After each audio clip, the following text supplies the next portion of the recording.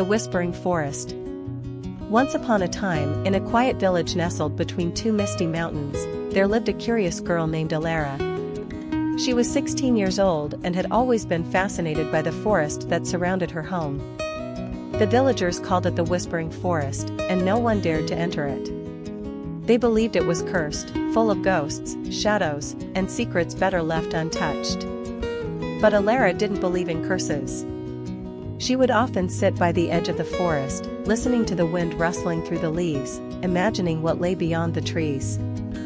One evening, just before sunset, she noticed something strange, a trail of glowing blue flowers leading into the woods. They weren't there the day before. Something inside her stirred, a sense of wonder, of destiny. Against the warnings of her family and friends, she followed the trail. As she stepped into the forest, the air changed. It was warmer, and the trees seemed to lean closer, as if they were watching her. The glowing flowers lit her path, and the forest whispered softly in a language she couldn't understand, yet it didn't frighten her. It felt ancient and oddly comforting. Alara walked deeper into the woods until she reached a clearing where a massive, ancient tree stood in the center. Its bark was silver, and its leaves shimmered with light.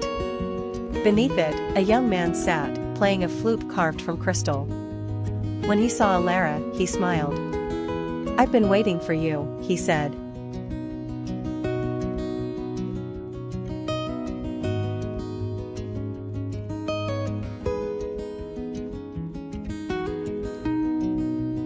His name was Kale, the guardian of the forest. He explained that the Whispering Forest was not cursed, but enchanted, a sacred place that protected the balance between nature and human life. Long ago, a dark force had tried to consume it, and the forest had hidden itself, only revealing its heart to those it deemed worthy. "You have the gift," Kale told her. "You can hear the forest. That means you can help save it." For days, Alara trained with Kale.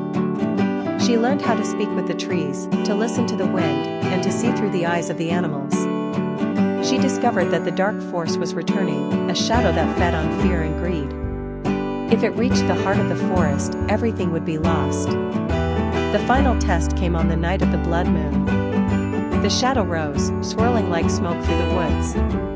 Alara stood in the clearing, heart pounding, the ancient tree glowing behind her.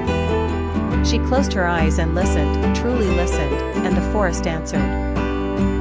A surge of light burst from the ground, from the leaves, from her own hands. The shadow screamed and vanished into nothing. When Alara opened her eyes, the forest was silent. Peaceful. Alive. Kale smiled, proud and sad. "Your journey here is complete," he said. "The forest is safe now. But it will always need a guardian." And so, Alara returned to her village, but she was never the same.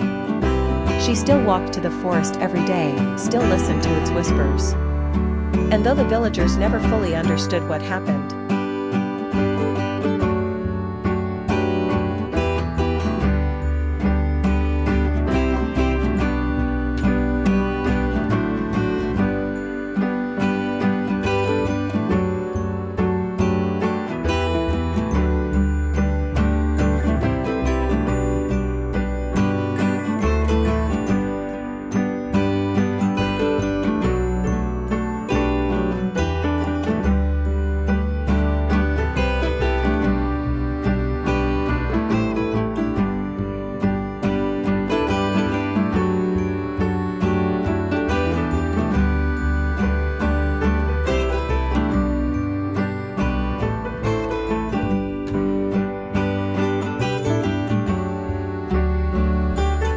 the lantern of the forgotten forest.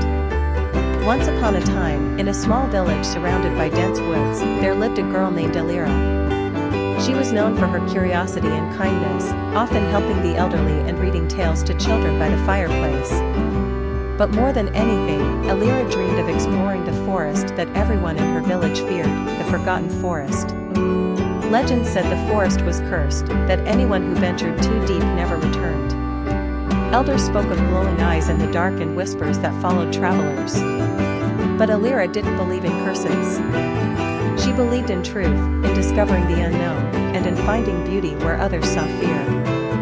One cold autumn morning, Alira packed a small bag, bread, dried fruit, a notebook, and a lantern given to her by her grandmother. The lantern was old and covered in rust, but her grandmother had once told her, "This lantern shines only for those with a brave heart." With the lantern in hand, Alira stepped into the forest. At first, it was quiet. Birds chirped softly, leaves rustled underfoot, and the sunlight filtered through the branches. But the deeper she went, the darker it became. The trees grew closer together, and a strange mist wrapped around her ankles like cold fingers. Alira lit the lantern. To her surprise, a warm golden light burst forth, pushing the mist away. As she walked, the light revealed a hidden path lined with glowing flowers and ancient carvings on the trees. The forest wasn't dead, it was asleep, waiting for someone to awaken it. Hours passed. Then, a soft voice called out, "Who carries the lantern of heart?" Alira froze. From the shadows emerged a deer-like creature with silver fur and eyes that shimmered like stars. "I am Alira," she said, her voice steady. "I came to see the truth of this place." The creature bowed. Long ago, this forest was alive with magic, but fear turned it to silence. Only one with courage could bring it back. With a gentle nudge, it led her deeper into the forest, where she found a clearing with a crystal pool. The lantern's light reflected in the water, and suddenly, the forest began to change. Trees lifted their branches to the sky, flowers bloomed, and creatures of light and shadow emerged from hiding. The curse wasn't real, it was fear itself that had clouded the forest. Alira returned to her village days later, the lantern still glowing. The villagers were stunned. When they heard her story, they wept, not from fear, but from hope. Over time, people began to visit the forest again, guided by Alira and her light. It became a place of peace and wonder, no longer forgotten. And so, the girl with the lantern became a legend, not for slaying monsters or casting spells, but for having the courage to listen to silence, to follow the unknown, and to believe that every dark place still holds a spark of light.